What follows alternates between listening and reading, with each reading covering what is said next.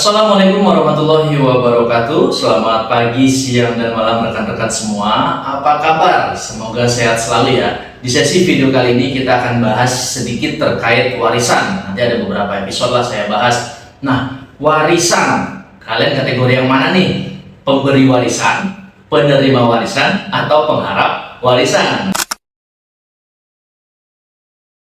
Nah, ini jangan sampai terjadi ke kalian terkena pajak atas warisan, karena kan biasa warisan nominalnya lumayan gede ya, dan kalau terkena pajak, pajaknya juga pasti lumayan besar. Jadi ada beberapa kriteria yang harus kalian ketahui agar warisan dikecualikan dari objek pajak.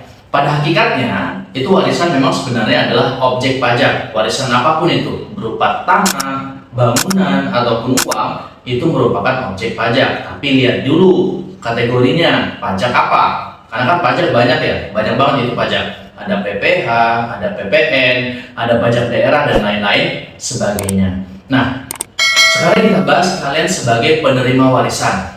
Kalian khawatir nih warisannya akan dikenakan pajak oleh kantor pajak atau oleh petugas pajak. Karena ketika kita kembali dulu ke PPh ya, PPh pasal 21. Jadi PPh pasal 21 itu garis besarnya adalah ketika kita mendapat penghasilan yang itu menambah kemampuan ekonomis kita, dalam artian warisan juga termasuk dalam kategori penambah kemampuan ekonomis. Jadi penghasilan kita bertambah dari warisan tadi. Nah, ada kategori warisan yang terkena objek pajak, ada yang tidak terkena objek pajak. Sekarang dari sisi PPh pasal 21 dulu ya. Kalau warisan kita dapat, itu pasti dilihat oleh Fiskus atau petugas pajak, itu merupakan penghasilan. Nah, dilihat lagi warisannya, semisal dari orang tua udah ngelaporin belum ini warisan di SPT tahunan pribadinya. Contoh, si A punya anak si B. Si A ini adalah orang tua dan si B adalah si anak. Nah, ketika si A punya harta, semisal taruhlah rumah lah, paling gampangnya rumah, punya rumah nilainya 5 miliar, ini sudah dideklar atau dilaporkan di SPT tahunan OP-nya, SPT tahunan pribadinya, sudah dilapor setiap tahunnya. Berarti dalam artian penghasilan atas harta tersebut, atas rumah tersebut berarti sudah dilapor di SPT, berarti sudah dikenakan PPh 21 sebelumnya. Nah, ketika ini diwaris ke anak si B juga wajib melaporkan warisan tersebut di SPT tahunan pribadinya. Nah, bedanya adalah ketika si B melaporkan di SPT tahunan pribadinya sebagai warisan, maka itu dikecualikan dari objek pajak, dikecualikan dari PPh pasal 21 selama warisan tadi atau harta tadi sudah dilaporkan oleh orang tua si A di SPT tahunan pribadinya. Nah, jika belum dilaporin, nah ini case-nya ketika orang tua itu belum pernah ngelaporin rumah tadi di SPT pribadinya, apalagi dia belum pernah punya NPWP, nggak pernah lapor SPT pribadi, lebih parah lagi. Jadi intinya dia nggak pernah lapor rumah tadi yang nilai 5 miliar di SPT pribadi tahunan orang tua tadi.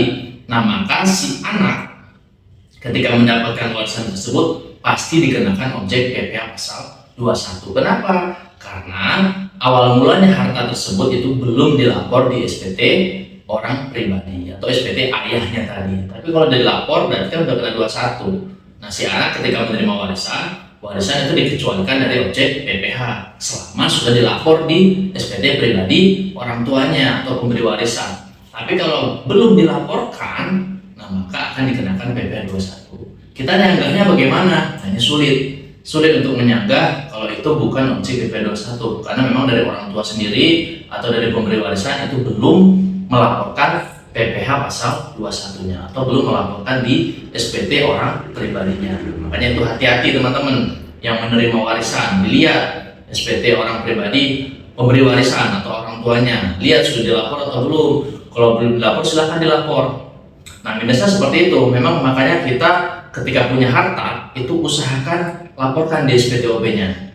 Karena apa? Dampaknya begini, ketika mungkin di kitanya nggak kena nih, kita sebagai pemberi warisan, kita nggak pernah lapor, kita nggak kena, tapi ketika kita mewariskan harta tersebut kepada anak, nah anak nanti bakal kena PPh-nya. Makanya itu jangan sampai tidak dilapor harta yang kita miliki di SPT pribadi kita. Itu dari sisi penerima warisan. Maka hati-hati karena warisan tersebut bisa berkemungkinan besar menjadi objek PPh 21 dan akan dikenakan pasal 21 tarif progresif, bisa 5%, 15%, 25%, 30%, dan 35%, tergantung nominalnya berapa. Sekian dari saya, ada kata yang salah saya mohon maaf. Akhir kata, assalamualaikum warahmatullahi wabarakatuh.